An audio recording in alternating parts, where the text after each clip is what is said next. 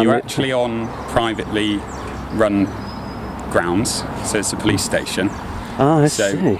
If you'd like to come to the public area, would that be privately run on the basis that it's publicly funded? Yeah, but that's not relevant to the fact that it's public infrastructure. It's highly relevant. Hold on. It's highly relevant. You're trespassing on the police station. Okay. Is trespass a civil or a legal matter? Is trespass a civil or a legal matter? Do you have a request of the police? Yes, answer the question. Is trespass a civil or police matter? Do you have a request? I'll answer the question for the benefit of my viewers. I think what you're here to do is to ask silly questions. It's a civil matter. It only becomes a police matter when it's aggravated trespass. If you could you do me one favour just to carry on with this consensual conversation? Provide me with three forms of address. Provide you with three forms of address? Identity, my apologies. I think you are asking some irrelevant questions. And I'll do it myself. Oh, look at your rank. Oh, dear me, you know better than that, sir. I think you're asking questions which aren't relevant. Here we are, on duty, covering identification. I'm not because you don't... Could you, for the benefit of the audience, say what those two diamonds represent in your rank? What they represent is that I'm asking you... He begins by insisting that the area is privately managed and claims the person is on restricted ground, even though it is clearly a police station. The response challenges this BY, pointing out that the city is publicly funded and we see it as public infrastructure, raising doubts about the idea that IT is fully private. The discussion quickly turns into a disagreement about access and legal status. The auditor questions whether being asked to leave could even count as trespass and whether IT is a civil issue or something involving the police. Instead of a direct answer, the exchange becomes more tense and back and forward. The officer insists the question is straightforward, but the auditor pushes for clarity, asking repeatedly whether trespass is a civil matter or something more serious. The officer finally explains that IT is generally civil, but suggests IT could become more serious in cases involving stronger circumstances. As the conversation continues, the auditor explains that he is simply trying to have a clear and structured discussion while identifying those involved. He asks for basic details so everything can remain transparent and properly recorded. The tone becomes more formal, but also more strained. At one point, the officer appears frustrated and makes comments about the questions being irrelevant. He also reacts to remarks about rank and position, which adds more tension to the exchange rather than resolving the issue being discussed. The auditor then focuses on identification and accountability, asking about rank insignia and what IT represents. The intention is to clarify roles for the audience and ensure transparency during the interaction. However, instead of a clear explanation, the conversation remains unresolved, with both sides talking past each other. The issue becomes less about location and more about authority, identification, and how public interaction should be handled professionally. Right now I do. It's to identify you. As we haven't met, I'm wondering why you're being so hostile. Then introduce yourself. Come to the public area. If we played police bingo today, we've got hostile, private ground when it's public. A lot of people ticking boxes at the moment. It is cliche corner, isn't it? Stick within the bounds of the law. Identify yourself. You're in uniform. That's a second formal offer. You have the opportunity to redress your error. Have a silly conversation. For the third and final time before it goes on record. Of an office building. On the record, for the third and final time, will you identify yourself while you're in the course of your duty? What I'm not going to do. Yes or no? Is I'm not going to give you permission to put you're not identifying yourself. This is no longer a consensual conversation. Onto the internet. I will take it up with your superiors. You don't have permission to put that video on the internet. You don't have my personal permission. Tell me the law that precludes me from doing it. You're not in a public place. Tell me the law that precludes me from doing it. I'm telling you that I'm not giving you personal permission to put any video onto the internet. Don't need it. But just so that you know. Did you watch the Twin Towers come down? That is relevant. Did you watch the Twin Towers come down? Goodness me. Did you? You're one of these. Okay. Oh, one of these. He asks if there is a reason for being there at that moment. The response is direct. The purpose is to confirm identity since they have not met before. The situation becomes more focused on introduction and clarification, with one side insisting on basic identification while the other questions which is necessary. The discussion moves toward where the interaction should take place, with a suggestion to continue in a more open public space. At the same time, frustration starts to show, with remarks about people repeating common talking points and checking boxes in arguments heavy before. Attention then turns to accountability. The request is made again for the officer to clearly identify themselves, especially since they are in uniform and on duty. This is presented as a final formal request, emphasizing that the opportunity to clarify things is still open. As the exchange continues, the tone becomes more serious.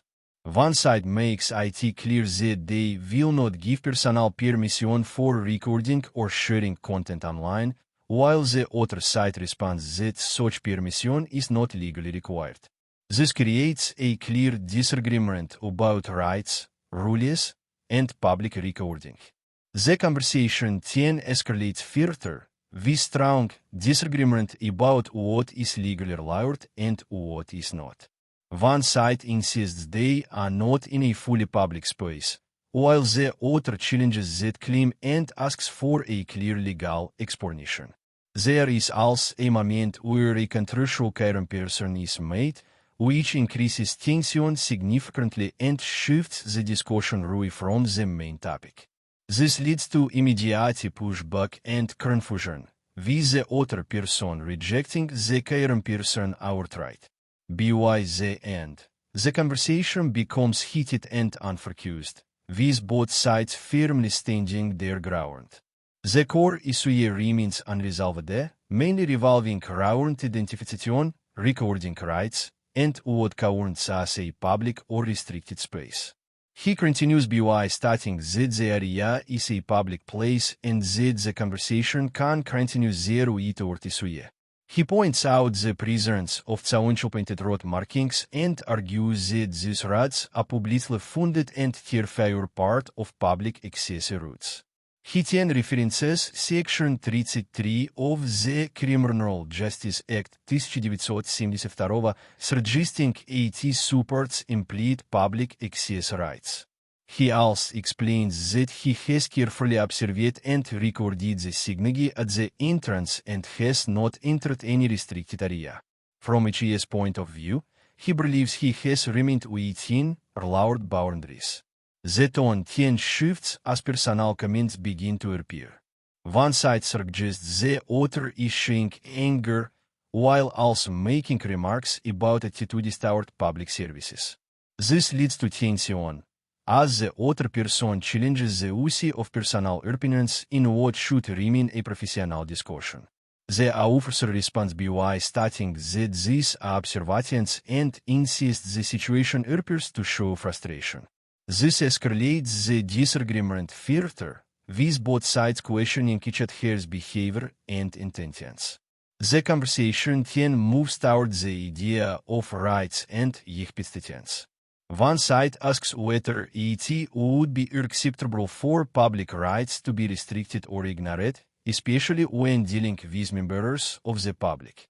At the same time, concerns are raised about whether the behavior being shown is appropriate in a professional setting, particularly when representing a public service role. The discussion becomes more focused on conduct and responsibility. The exchange ends with both sides asserting their position, one emphasizing public service and duty, and the other questioning assumptions and generalizations about attitudes toward law enforcement. Place, and we can keep talking. Here we go. At the moment, there's people who are. Did your constabulary put these council painted lines down? They have no What do relevance to public roads. They're public. It's publicly funded. No, this, 1972 Criminal this isn't Justice publicly Act, funded. Section There are 33, signs at implied the rights of front. access, there are signs at the front which that I've say read that and I've no recorded public access and beyond this narrated point. to, and I haven't It been sounds anywhere. like you're an angry man. Anywhere You're an that I angry shouldn't man be. who doesn't like public Do you services. think personal insinuation is the way for a senior officer to behave? This is an observation. You seem to be very angry. Angry? You're here on a police station. You clearly don't like the police. Would you be delighted if your rights were violated? The discussion begins with a claim that being told to move to a public area becomes contradictory, as attention is drawn to the double yellow lines outside the station. These markings are maintained by the council and fall under public highway regulations, which typically apply to public roads rather than private property. The argument continues with a reference to Section 33 of the Criminal Justice Act 1972, suggesting that there are implied rights of access in areas where the public is normally allowed to be. This point is presented as supporting the idea that the location cannot simply be treated as fully private. However, instead of addressing these points directly, the response shifts away from legal discussion and focuses on personal remarks, repeatedly describing the other person as angry. This changes the tone of the exchange and moves it away from the original legal debate. The criticism made in response is that this is not a professional or leadership photosset reaction, but rather an emotional response under pressure. It is suggested that the original position being argued has weakened due to the legal questions raised. The conversation then shifts toward filming, accountability, and identification. One side argues that when dealing with the public, especially in a work environment, recording is generally allowed and identification is expected when appropriate. The emphasis is placed on transparency and public responsibility. This leads to a firm disagreement. One side insists they are not dealing with the general public in that context and refuses to provide identification, while the other argues that duty status still requires accountability regardless of uniform or location. As the exchange continues, tensions rise further. There are claims about bias, assumptions about motives, and suggestions that the situation will be taken further through a formal complaints or legal action. Both sides suggest they are prepared to escalate the matter.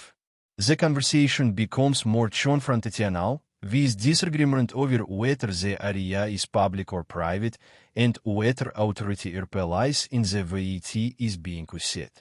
The final focus shifts toward questions of ethics, rank, and responsibility, but no resolution is reached. People came to where you worked to start arguments with a hostility towards what you do. They'd be allowed to film and I'd have to identify myself.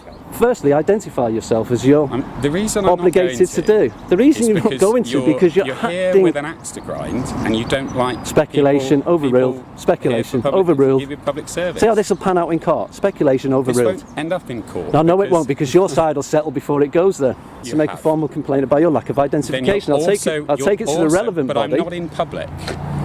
I beg. You're on duty. I'm always on duty. Exactly, and you have to identify whether you're in plain clothes or not. I'm not in a public place. Yes, you are. I'm not dealing with the public. Remember, you are on private property. So what I'm not going to do is give you a name to put onto the internet for your angry website where you don't like public services. Website, classic. This geezer, you don't seem to have any questions. What do you want from this interaction? Who am I speaking with? You're now obligated under two rationales. Your code of ethics. Your code of ethics. And your policies. Please you're on tell me duty. about the code of ethics. I think it's the other way around. You need to adhere to. Look at your senior. Look at the ranking here. Look at the rank. What would you like? Look at the rank. What would you like to This is how you behave. What would you like to achieve? They always say shit travels downwards, don't they? Well, the exchange begins with a sarcastic remark about the situation being treated as overly sensitive. The tone is light at first. This comment suggesting the interaction is becoming something viewers would find interesting or entertaining. Attention then shifts to movement around the area, with a request not to approach staff members. The reason given is that staff may not be comfortable with individuals who are actively recording or challenging police conduct in that environment. The discussion then moves toward identification.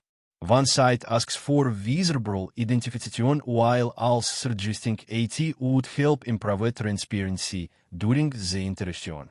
This is contrasted with the effect that the other person is also not identifying themselves, which is raised as an inconsistency. A further point is made about fairness and consistency. The argument is that competence should apply equally to everyone involved, rather than different rules being applied depending on the role or position of the individual. The topic then shifts to perceptions and opinions about attitudes toward the police. One side questions whether there is bias or negative sentiment involved, while the other responds that these are only personal observations made during duty, not official judgments.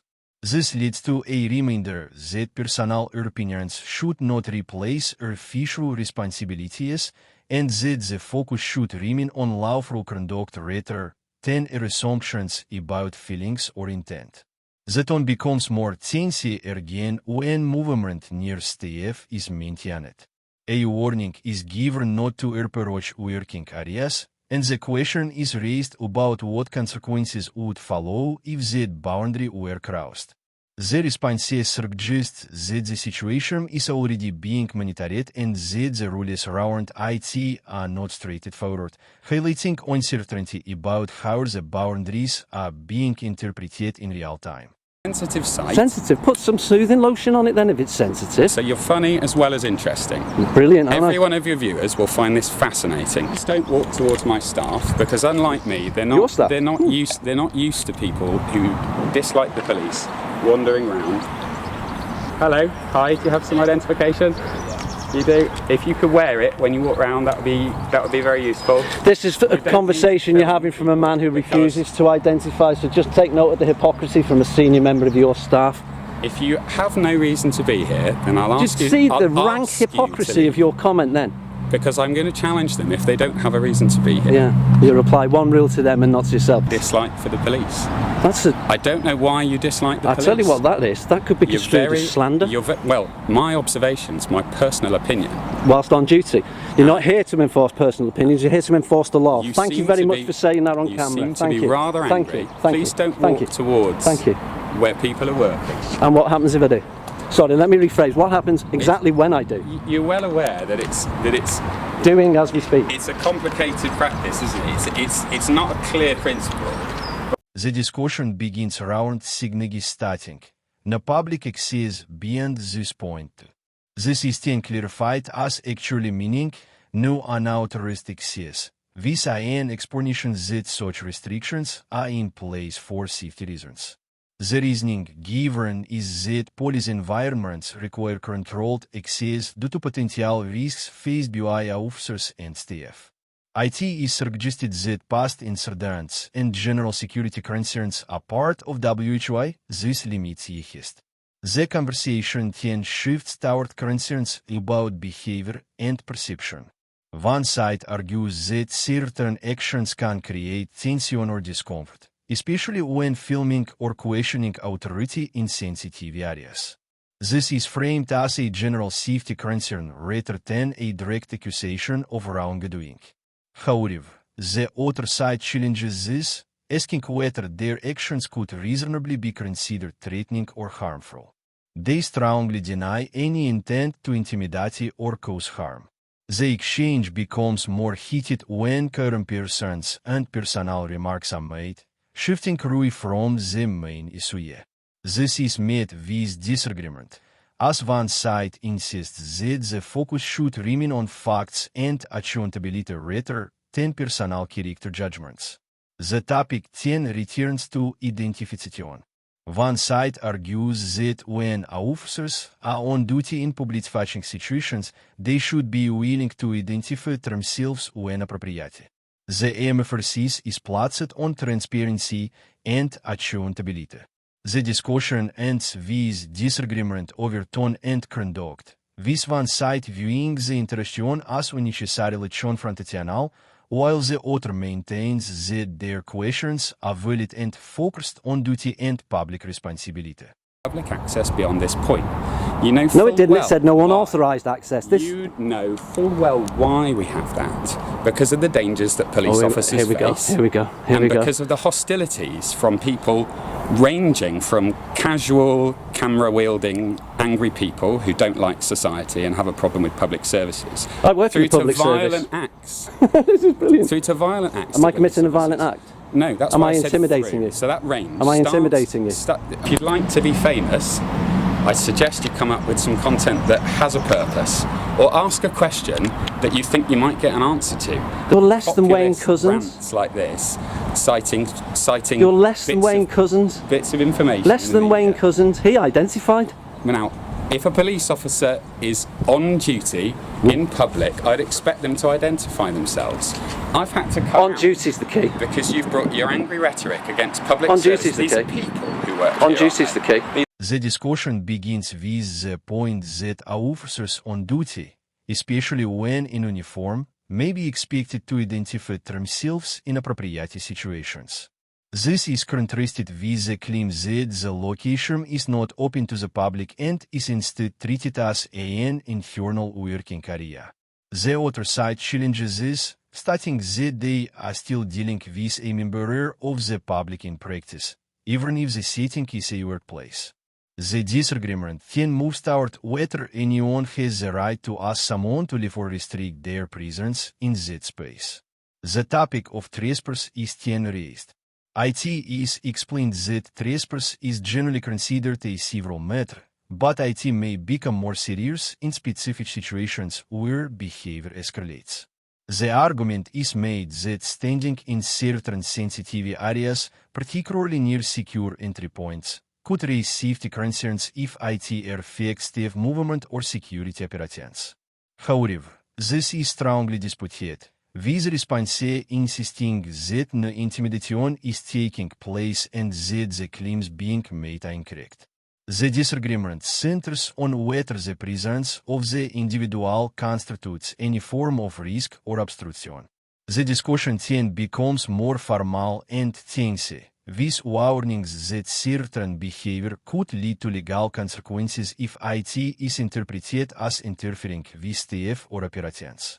The focus is placed on maintaining safety and order in a controlled environment. Finally, the conversation is brought to a close by one side, stating that the interaction will end and that officers on duty will remain present. Further comments are made suggesting that the situation has become unnecessarily confrontational, with a clear instruction that the exchange is over. These officers may identify themselves because they're on duty.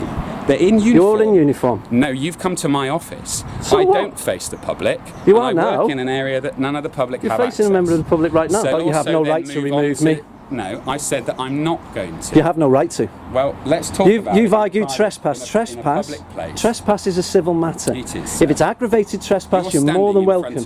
You're standing in front of a building, Said building. which you don't have a right to stand in front Standing. of. And the moment you start Untrue. intimidating staff coming in and out I'm of not the main intimidating exit anybody. That's by a your false presence, accusation. You're making a false then accusation it on will become record. an aggravated trespass. You're making a false You're accusation. standing in front of the double security door False to some accusation. infrastructure which carries a risk and a False threat. reporting is a If crime those under the staff- 1967 if those Criminal Act. staff You do are realise that, don't intimidated you? by your presence, then you'll find yourself liable to be dealt with under aggravated trespass, which is a criminal intent. So I'm going to leave you with the officers who are on duty. You're going- for final while you time, you're try going and to- intimidate my Are you staff with trying your to- anger. The discussion begins with a warning that standing outside the front of the building could potentially be seen as aggravated trespass if IT is linked to harassment. The concern being raised is that certain behavior in that area may interfere with staff and their ability to carry out their duties safely. The question is then repeatedly asked about who would be considered the affected party in such a situation. After some back and forth, GT is stated that the staff members on duty would be the ones impacted, particularly if they feel harassed, alarmed, or distressed while trying to work. The argument continues that if someone's presence is seen as intimidating or obstructive, especially near the entrance of a workplace, which could lead to legal consequences. However, this is challenged with the question raised about whether any actual offence has truly been committed. Tension increases as both sides talk over each other, repeating points about liability and whether the situation meets the threshold for any legal wrongdoing. The disagreement remains focused on interpretation rather than clear resolution. The tone shifts as one side questions the adherents' experience with legal action, suggesting they may not have been involved in formal legal cases before. This adds a more personal edge to the exchange. Finally, the conversation draws to a close. One side states they will leave the matter as it is, makes a remark about the other person's online content, and ends by requesting identification once again. The response is a firm refusal, marking the end of the interaction. Stand out the front of this building, then you may be committing an aggravated trespass because through harassment and... Who's the injured party? If you let me finish. Who's the injured party? If you let me finish. Who's the injured party? I will answer that question with words. Member of staff. If you'll They're on let duty. me, They if cannot you be let me, harassed, alarmed, if and you let distressed. me, If No. you let me, We've played if you bingo let me, before. Stand out And they're the on front. duty. If you stand out the front, intimidating them to prevent them doing their lawful activity, coming to work, then you'll find yourself liable. Have I committed that offence? You'll find yourself Am I suspected of committing You'll that find offence? yourself liable to This lawsuit's going aggravated up and up and up, isn't it? I will wager you've never filed a lawsuit in anyone. I will wager. And that's on record, folks. I'll leave you with these officers. Please don't go and circle enjoy around, your sir. YouTube channel. I hope your viewer likes watching it. Please leave the Would premises. you like to identify yourself? No, sir. And that is fine.